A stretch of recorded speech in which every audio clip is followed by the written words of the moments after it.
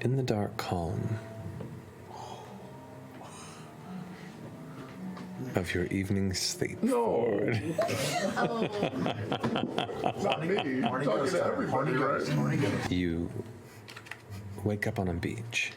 You can hear the waves crashing, but it's night. The moon high in the sky around, full, the singular beacon of white light above, the stars kind of twinkling above. It's peaceful. And while you're conscious of it, and it's familiar, and it's just a dream.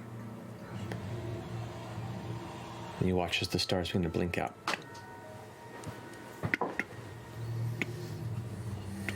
You look up and you can see them twinkling, different variations and brightness, one by one, plucked out of the sky by darkness.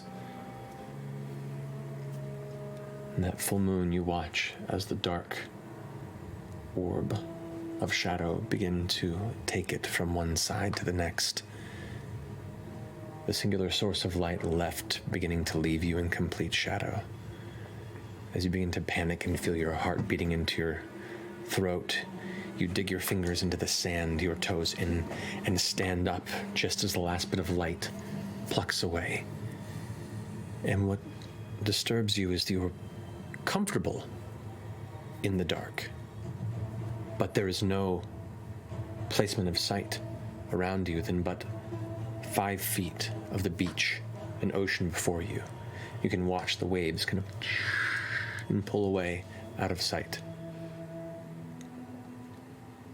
And you feel to the right of you a heavy,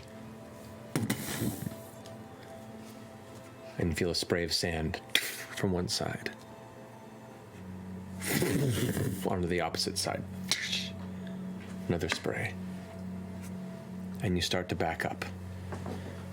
And as you begin to back away, you feel the tendrils catch you from behind and wrap and curl around one shoulder and this around your torso and constrict, not to pain, but to the point of immobility. Where the moon was in the sky, the shadow pulls back, but instead of a white moon, a yellow one. And as it tears away, the singular, familiar, dark slit staring down upon you pulls you closer towards its light.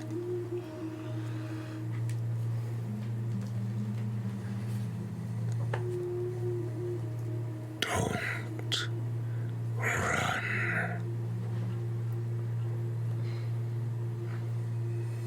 Find, take, consume.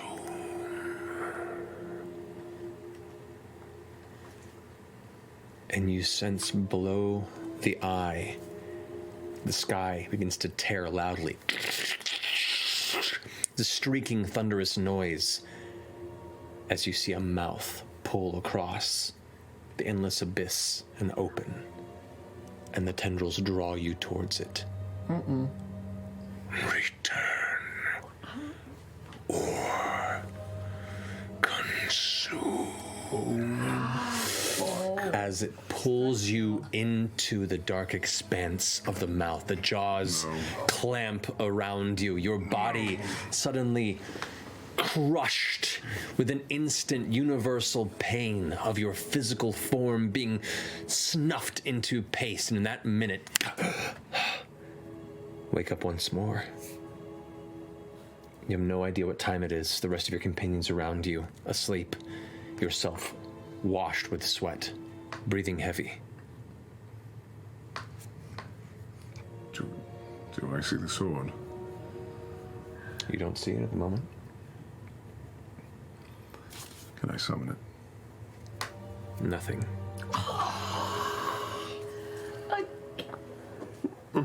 Come on.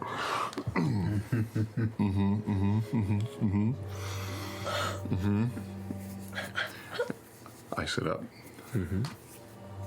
I start looking for it a bit more. You glance frantically. over, and about 4 feet from you, it is resting right next to where Beauregard is currently curled up. unsheathed. Unsheathed.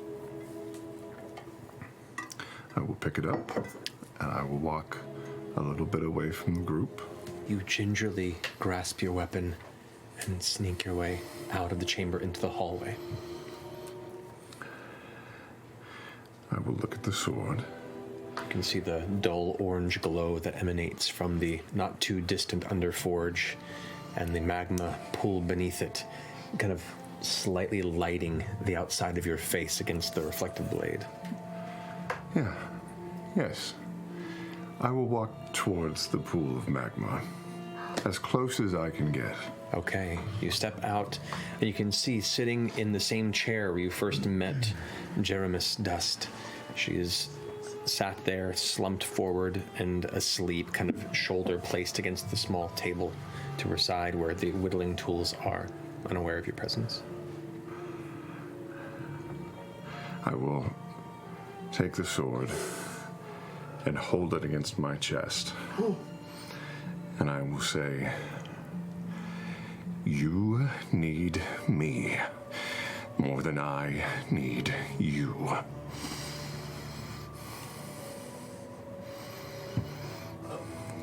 Give it back. Does anything happen?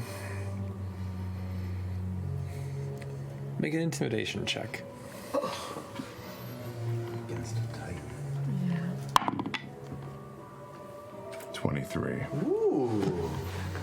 Charisma. Nothing seems to happen. I push it into my chest. How far in? Maybe an inch.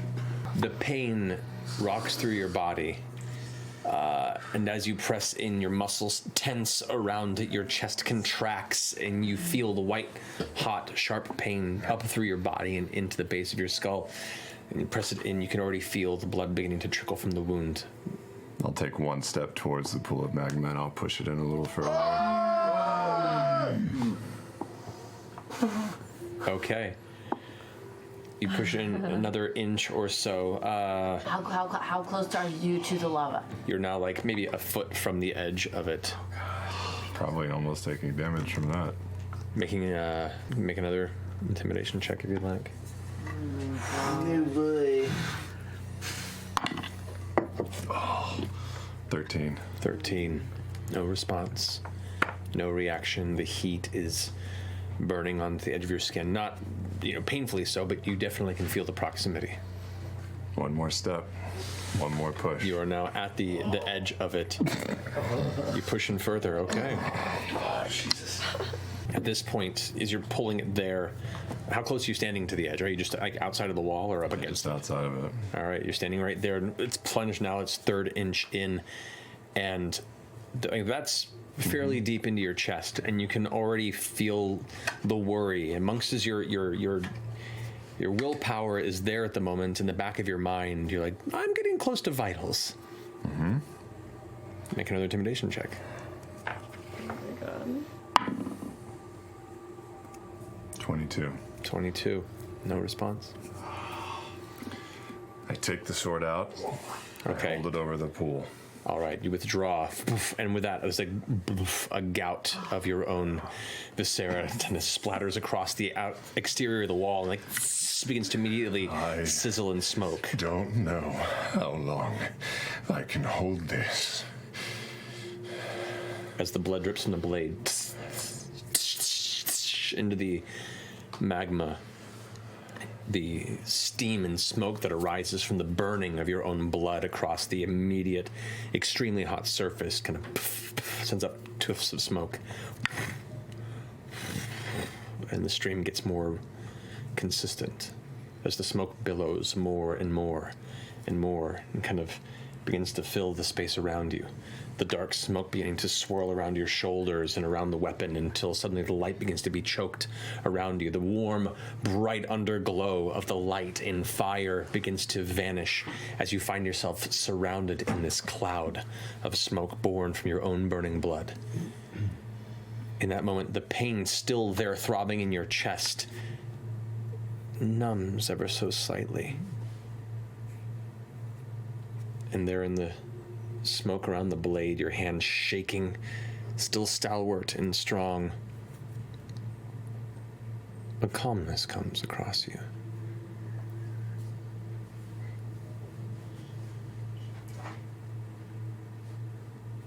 What do you do?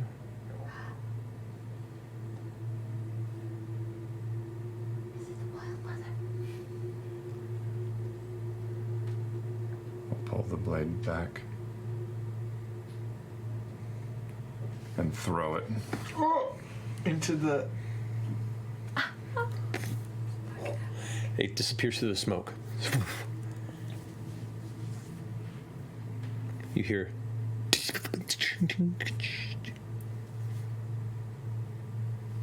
the smoke dissipates in the direction of where you threw it about a moment later. And there you can see it resting and slowly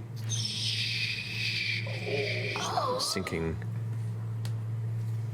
into the molten rock. I'll take a step back.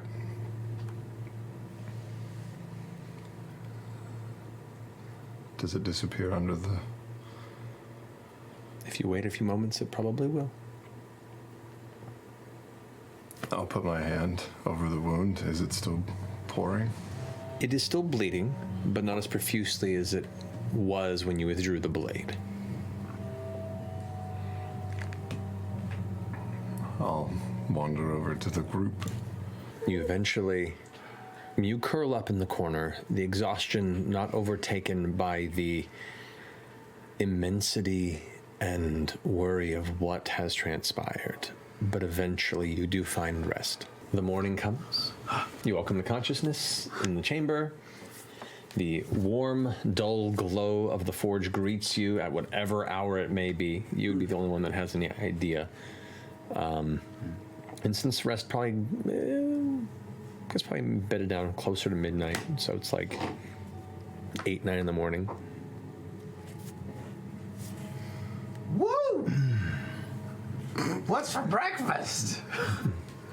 I honestly don't know what we eat around here, but I'm happy to help cook if that helps. What a night, huh? Good sleep. Yeah, I good got some warm pretty good sleep. rest, yeah. Yeah, it's great. Best sleep in ages.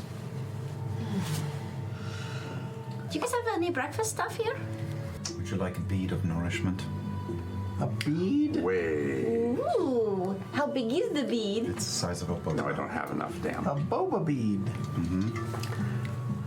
Astronaut food. That's enough for a day, though. So if you eat the whole I'll thing, take a nibble. skip lunch. Okay. Fjord, do you want Okay, some of my it's bead? happening. Yes, please.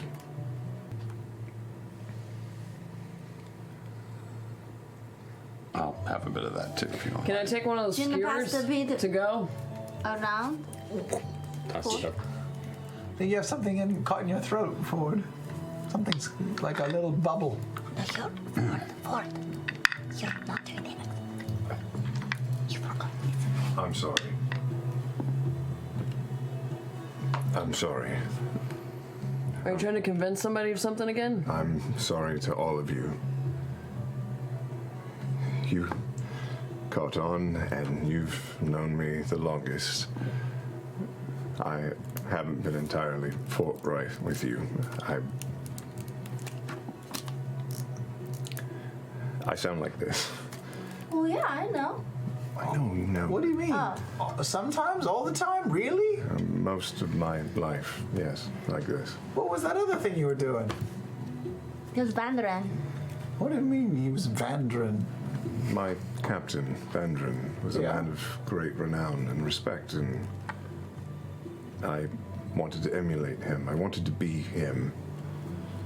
So you were talking like him? Yes. Well, I liked it. I thought it was fun. It was charming. I had a night, Caduceus will tell you, had another dream, not, I'm sure you'll be thrilled. I am swordless today. Like you can't summon it or something? No, and I'll try and summon it.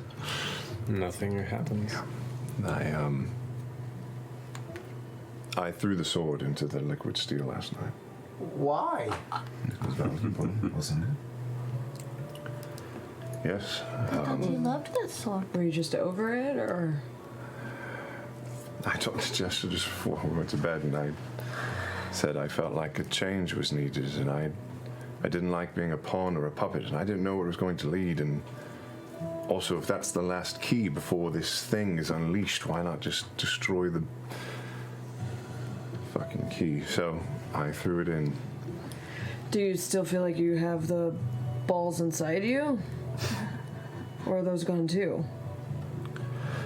Well, let's see, and I will try to make myself look like Caleb. Nothing. What are you trying to do?